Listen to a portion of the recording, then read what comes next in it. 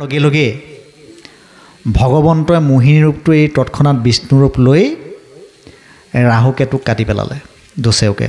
আৰু ৰাহুকেতুৱে অমৃত পান কৰাৰ কাৰণে আজিও অমৰ হৈ থাকিল। এতিয়া বলিয়ে যেতিয়া অমৃত পান মানে দৈত্যই অমৃত পান কৰিবলৈ নাপালে, তাতে ক্ষোভ প্ৰকাশ কৰি পেলাই বলিয়ে ৯৯টা যজ্ঞ পাতিলে আৰু যজ্ঞৰ পৰা ফলপ্ৰাপ্তি নহ'ল। যজ্ঞ পাতোঁতে কি হয়, বলি হৈছে ৰাজভোগী ৰজা, গতিকে যজ্ঞ কৰাৰ আগত নিজেই খাই লয়, যজ্ঞৰ পৰা ফল নাপায়। ৯৯টা যজ্ঞ পাতিলে ৯৯টা যজ্ঞলৈকে বলিয়ে কোনো ফলপ্ৰাপ্তি হ'ব নোৱাৰে। এতিয়া ১০০ নম্বৰটো যজ্ঞ কৰিব, তাৰ পাছত আৰু বলিয়ে যজ্ঞ নকৰে। শুক্ৰাচাৰ্যৰ লগত মানে প্ৰতিশ্ৰুতিবদ্ধ হ'ল যে মই এইটো যজ্ঞ কৰিম আৰু ১০০ নম্বৰ যজ্ঞটো কৰাৰ পাছত মই আৰু পুনৰ যজ্ঞ নকৰোঁ। আৰু এই যজ্ঞটোত যিমানবিলাক অতিথি আহে, এই অতিথিসকলক মই নিজ হাতেৰে দান দিম আৰু যাক যি যেনেকৈ লাগে মই দান দিম। আৰু যজ্ঞৰ শেষ মানে একেবাৰে আবেলিৰ পৰত সূৰ্যাস্তৰ হোৱাৰ লগে লগে মই আহাৰ গ্ৰহণ কৰিম আৰু মই কাকো দান নিদিওঁ। তেতিয়া শুক্ৰাচাৰ্যই ভাবিছে ক'ত পাৰিব এতিয়া ৰাজভোগী ৰজা। এতিয়া কথামতে কাম, আগদিনাৰ পৰা ব্ৰতত থাকিলে, পিছদিনা যজ্ঞলৈ যিমানবিলাক অতিথি আহিলে সকলোকে বলিয়ে নিজ হাতেৰে দান দিলে। আৰু দান দিয়াৰ শেষত, যজ্ঞৰ শেষত আবেলি পৰলৈ বটুৰূপী ব্ৰাহ্মণে সেই স্থানত আহি পেলাই উপস্থিত হ'ল, ভগৱন্ত স্বয়ং। আৰু ভগৱন্ত আহি পেলাই দুৱাৰ মুখত পালে, পোৱাৰ লগে লগে বলিয়ে নিজেই গৈ পেলাই সুধিলেগৈ যে তোমাক ধন দৌলত ঐশ্বৰ্য বিভূতি কি লাগে কোৱা, তোমাক মই দান দিম, দান দিয়াৰ পাছত আৰু মই কেতিয়াও আৰু দান নিদিওঁ, তুমিয়ে মোৰ শেষৰ অতিথি। তেতিয়া বটুৰূপী ব্ৰাহ্মণে কৈছে যে দান দিওঁতাজনতকৈ যদি লওঁতাজন যদি সন্তুষ্টি নহয়, তেতিয়া বলিয়ে কৈছে কি লাগে তুমি কোৱা, যি লাগে মই দিবলৈ প্ৰস্তুত। তেতিয়া বটুৰূপী ব্ৰাহ্মণে বলি কি ক'লে, পদবন্ধে কৈছে, হে মোৰ প্ৰয়োজন আবে শুনা ৰাজা তুমি, মাগো মই দিয়া মোক ৩ পদ ভূমি। মোক কি লাগে, ৩ পদ ভূমি লাগে। তেতিয়া বলিয়ে কি কৈছে, তোমাৰ এইটো সৰুবোৰে ৩ পদ ভূমি খোজাটো লাজ, দিয়াটো লাজ, অকণমান বেছিকৈ খুজিব লাগিছিল। তেতিয়া কি কৈছে, হিয়াত পৰে হিয়ান বস্তু নাহি প্ৰয়োজন, এতেক প্ৰাৰ্থনা মাগো তোমাৰ চৰণ। গতিকে ইয়াৰ বাহিৰে মোক অন্য বস্তুৰ প্ৰয়োজন নাই। তেতিয়া বলি ৰজাই কমণ্ডলৰ পৰা পানী উলিয়াই ভূমি শুদ্ধি কৰিবলৈ লওঁতেই শুক্ৰাচাৰ্যই গৈ সেইটো সময়ত বাধা দিলে যে তুমি এওঁক দান নিদিবা, এওঁক যদি তুমি দান দিয়া তোমাৰ গোটেই সৰ্বস্ব লৈ ল'ব। কিন্তু শুক্ৰাচাৰ্য কথা নামানিলে। শুক্ৰাচাৰ্য বলিয়ে সেই সময়ত ধৰ্ম ৰক্ষাৰ কাৰণে নিজৰ গুৰুক ত্যাগ কৰিছে, বিভীষণে ত্যাগ কৰিছে নিজৰ ভাতৃক,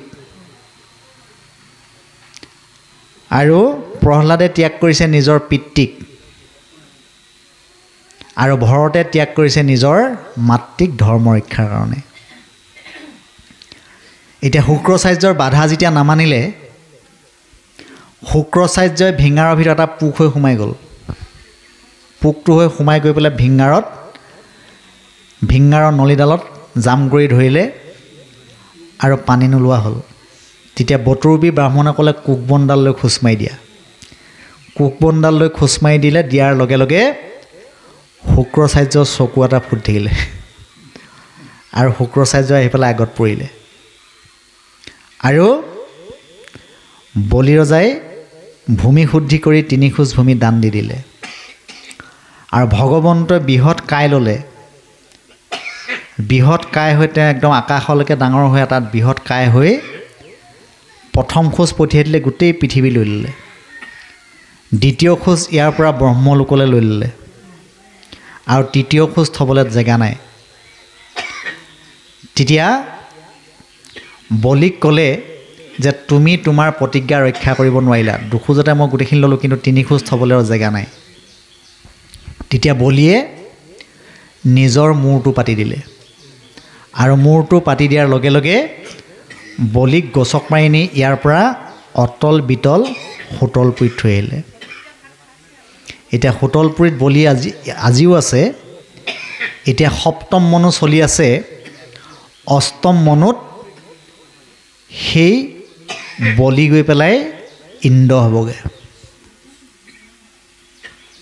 এতিয়া বলিৰ বাসস্থান হৈছে অতল বিতল হোটলপুৰী এতিয়া সেই বলি আজিও তাত আছে তাৰপাছত হোটলক পাইলা বলি হৰি ভক্তি কৰি দ্বাৰত থাকন্ত সদা বিষ্ণু গদাধৰ এতিয়া বলিৰ ভক্তিত সন্তুষ্ট হৈ ভগৱন্তৰ কুমুদকী গদাটো বলিৰ দুৱাৰমুখত আজিও আছে কুমুদকী গদাটোৱে দি থৈ আহিছে গতিকে ভগৱন্তক কিহে তুষ্ট কৰি ৰাখিব পাৰি ভক্তিৰ দ্বাৰাহে তুষ্ট কৰি ৰাখিব পাৰি গতিকে বলি অসুৰ হৈও ভগৱন্তক তুষ্টি কৰি ৰাখিব পাৰিছিল ভক্তিৰ বলেৰে তলাতলে বান্ধিলন্ত বিশ্বকৰ্মা ৰায় তলাতলত কোন আছে বিশ্বকৰ্মা তাৰপিছত মহাতলে আছে তক্ষক প্ৰভৃতি সৰ্পসকল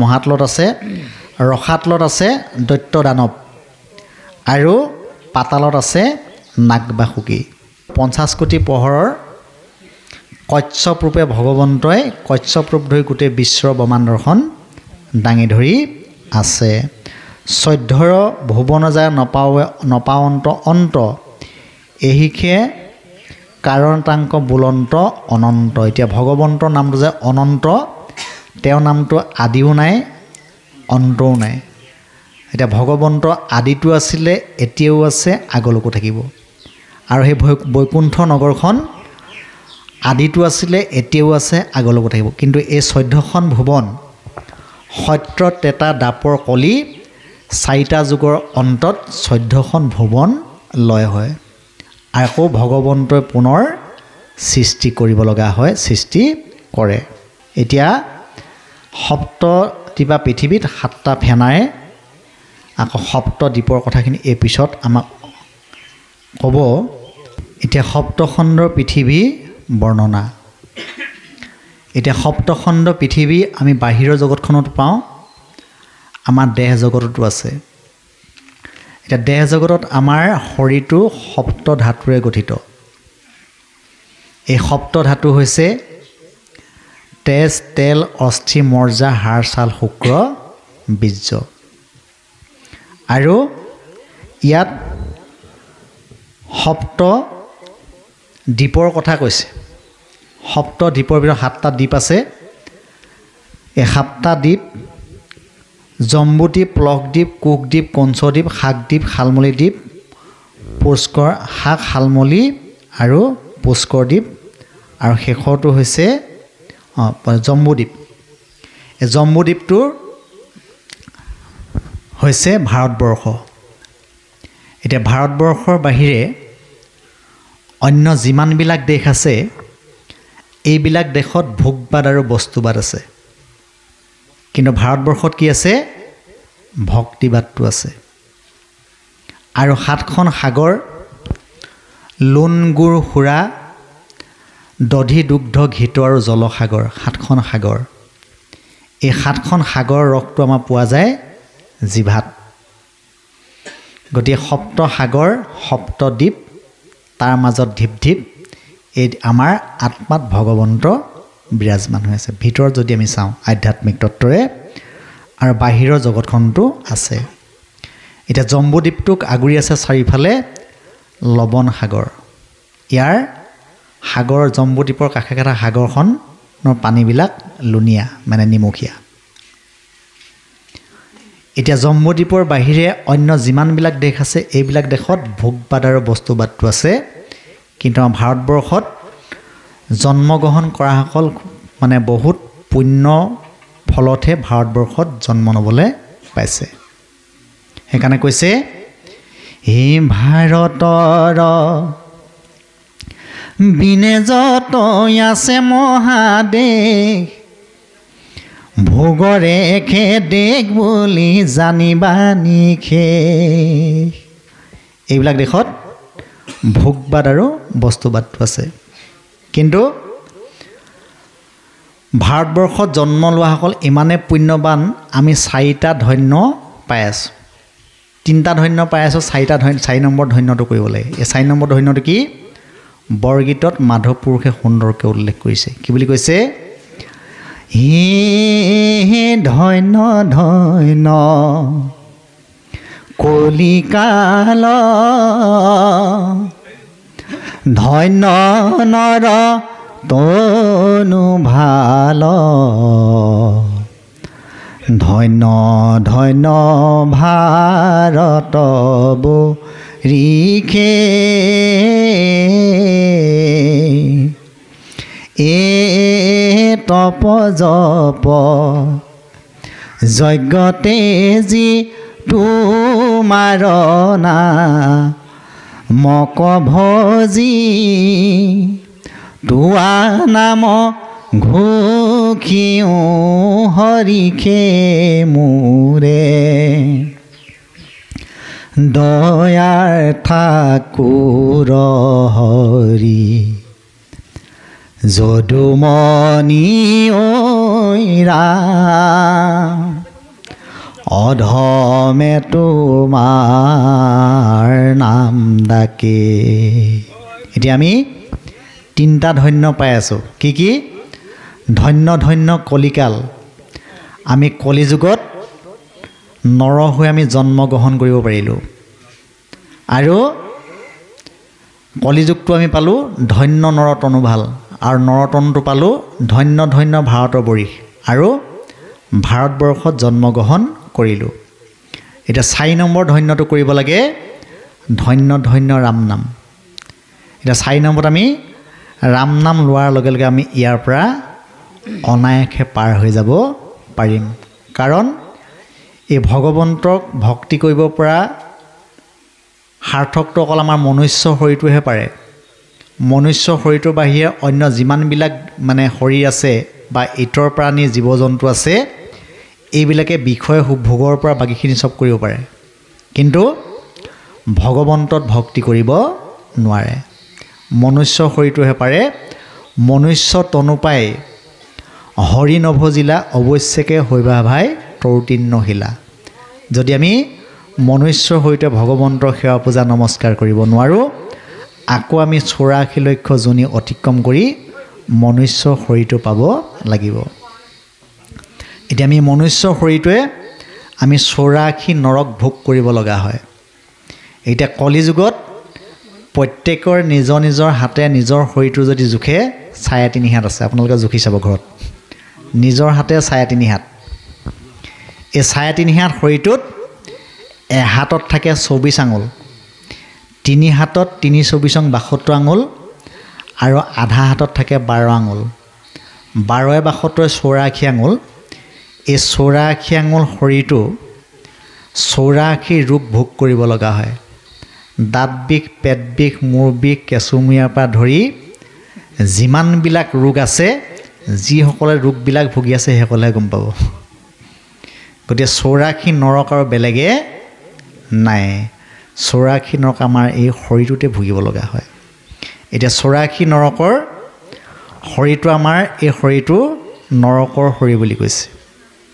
আমাৰ এই শৰীৰটোত 7খন দুৱাৰ, 7খন দুৱাৰ, 2 চকু, 2 নাক, 2 কাণ, মুখ, তলত গুহ্যদ্বাৰ আৰু লিংগদ্বাৰ। এই 7খন দুৱাৰে মানে মল ত্যাগ হয়, আৰু আমি প্ৰতিদিনে এই শৰীৰটো ধুই থাকিব লগা হয়। গতিকে এইটো নৰকৰ শৰীৰ বুলি কৈছে।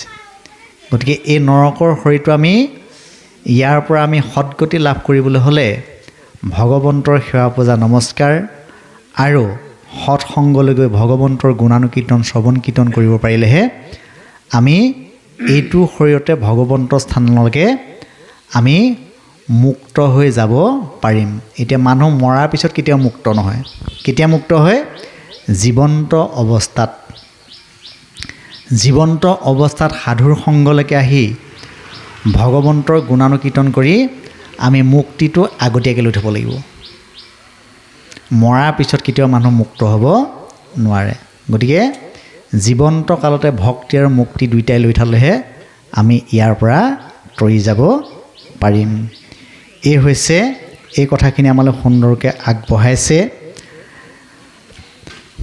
এতিয়া 7খন সাগৰ আৰু 7টা দ্বীপ এই কথাখিনি কৈছে। এতিয়া এই ত্ৰিকুট পৰ্বত আমি আধ্যাত্মিক তত্ত্ব যদি চাওঁ, সৎ ৰস তম এই 3টা গুণ, এই গুণখিনিতে আমি থাকি ভগৱন্তত ভক্তি কৰিব লাগিব। এতিয়া আমি সৎগুণলৈ আহিব লাগিব। ভগৱন্ত 3টা গুণৰ অতীত আৰু আমি 3 গুণৰ ভিতৰত। এতিয়া 3 গুণৰ ভিতৰত থাকি আমি ভগৱন্তত ভক্তি কৰি ইয়াৰ পৰা মুক্ত হ'ব লাগিব। আৰু কৃষ্ণ এতিয়া ভাৰতবৰ্ষৰ যিটো জম্বুদ্বীপ, জম্বুদ্বীপটোৰ কথাখিনিত সুন্দৰকৈ বৰ্ণনা কৰিলে। এতিয়া জম্বুদ্বীপত জন্মগ্ৰহণ কৰাসকল ইমানেই পুণ্যৱান যে ইয়াত 2 দণ্ড সময় ভক্তি কৰিও ইয়াৰ পৰা মুক্তি হ'ব পাৰিছিল। এতিয়া ভাগৱতৰ 2য় স্কন্ধত আছে যে খটাংগ নিপতি বুলি এজন ৰজা আছিল। এই ৰজাজনে ইয়াৰ পৰা গৈ পেলাই স্বৰ্গ ৰাজ্যত অসুৰক দেৱতাসকলৰ ৰক্ষণাবেক্ষণ দি আছিল অসুৰৰ হাতৰ পৰা। অসুৰসকলে গৈ ইমানেই উপদ্ৰৱ কৰে, ইয়াৰ পৰা গৈ পেলাই খটাংগ নিপতিয়ে তাত এবছৰ দিন অসুৰসকলক দেৱতাসকলক ৰক্ষণাবেক্ষণ দি আছিল অসুৰৰ হাতৰ পৰা। আৰু যেতিয়া কাৰ্তিক গণপতি তাত সেনাপতি হ'ল, খটাংগ নিপতিয়ে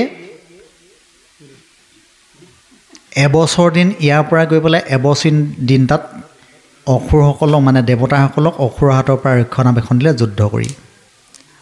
আৰু তাত যেতিয়া এবছৰ হ'ল, মৰ্ত্যত 100 বছৰ পাৰ হৈ গ'ল। মৰ্ত্যত যেতিয়া 100 বছৰ হয় তেতিয়া স্বৰ্গত এবছৰ হয়। এতিয়া ইমান দিন পাৰ হৈ যোৱাৰ পিছত তেতিয়া অসুৰ দেৱতাসকলে খটাংগ নিপতিক ক'লে যে তুমি এতিয়া যিহেতু আমাৰ কাৰ্তিক গণপতি আমাৰ সেনাপতি হৈছে, আমি স্বনিৰ্ভৰশীল হৈছোঁ, গতিকে তোমাক আৰু বৃদ্ধ বয়সত আমি এই কামৰ পৰা সেনাপতি পদৰ পৰা অব্যাহতি দিব বিচাৰিছোঁ। আৰু ইয়াৰ পৰা অব্যাহতি লোৱাৰ আগতেই যদি তুমি আমাৰ পৰা কিবা বৰ ল'ব বিচৰা তেতিয়া বৰ ল'ব পাৰিবা। তেতিয়া খটাংগ নিপতিয়ে ক'লে যে মই বৰ দিয়া আগতে তোমালোকে মোক কোৱাচোন মই আৰু কিমান দিন জীয়াই থাকিম। তেতিয়া দেৱতাসকলে যোগৰ বলে চাই পেলাই ক'লে তুমি মাত্ৰ 2 দণ্ড সময় জীয়াই থাকিবা। এতিয়া 2 দণ্ডৰ 1 দণ্ডৰ সময় হৈছে 24 মিনিট, 2 দণ্ডৰ সময় হৈছে 48 মিনিট, অৰ্থাৎ 1 ঘণ্টা সময় জীয়াই নাথাকে। তেতিয়া দেৱতাসকলে যোগৰ বলে আনি পেলাই তেওঁলোকৰ তৎক্ষণাত মৰ্ত্যত থৈ গ'ল খটাংগ নিপতিক। আৰু 2 দণ্ড সময় ভগৱন্তত ভক্তি কৰি খটাংগ নিপতি ইয়াৰ পৰা মুক্ত হৈ গুচি গৈছিল। গতিকে ভাৰতবৰ্ষখন ইমানেই পুণ্যৱান পুণ্যভূমি, এই ভূমিত জন্মগ্ৰহণ কৰাসকল খুবেই ভাগ্যৱান। আৰু ইয়াত মাত্ৰ আমি 3টা ধন্য পাই আছোঁ। 4 নম্বৰ আমি ৰাম নাম ল'ব লাগে। এতিয়া আমাৰ এই পঞ্চভৌতিক শৰীৰটো 5টা ৰামেৰে গঠিত হৈ আছে। এতিয়া 5টা ৰাম মাধৱ পুৰুষে প্ৰায়বিলাক ঘোষাত উল্লেখ কৰিছে যে ব্ৰহ্মাই আদি কৰি জীৱ যত ৰাম ৰাম ৰাম ৰাম ৰাম, 5টা ৰাম, এনেকৈ প্ৰায়বিলাক ঘোষাতে 5টা ৰাম ব্যৱহাৰ কৰিছে। এতিয়া 5টা ৰাম আমি আধ্যাত্মিক তত্ত্ব যদি আমি দেহ জগতত আমাৰ পঞ্চভৌতিক দেহটোত 5টা ৰামে ৰমণ কৰি আছে। এতিয়া প্ৰথম ৰামটো হৈছে শ্ৰীৰাম, যিটো আমাৰ শ্ৰী বা এটা চেহেৰা আছে। দ্বিতীয় ৰামটো হৈছে আমাৰ বলোৰাম, যি আমাৰ শৰীৰত বল বীৰ্য ধাৰণ কৰি আছে। তৃতীয় ৰামটো হৈছে পৰশুৰাম, যিবিলাক আমাৰ বেয়া গুণ আছে, বেয়া গুণখিনি আমি পেলাই দিব লাগিব। আৰু 4 নম্বৰ ৰামটো হৈছে জীৱাত্মা ৰাম, আৰু 5 নম্বৰ ৰামটো হৈছে পৰমাত্মা ৰাম। এই 5টা ৰামেৰে আমাৰ পঞ্চভৌতিক দেহটোত আমাক ৰমণ কৰি আছে। গতিকে আমি ভাৰতবৰ্ষত জন্মগ্ৰহণ কৰা হ'ল খুবেই ভাগ্যৱান।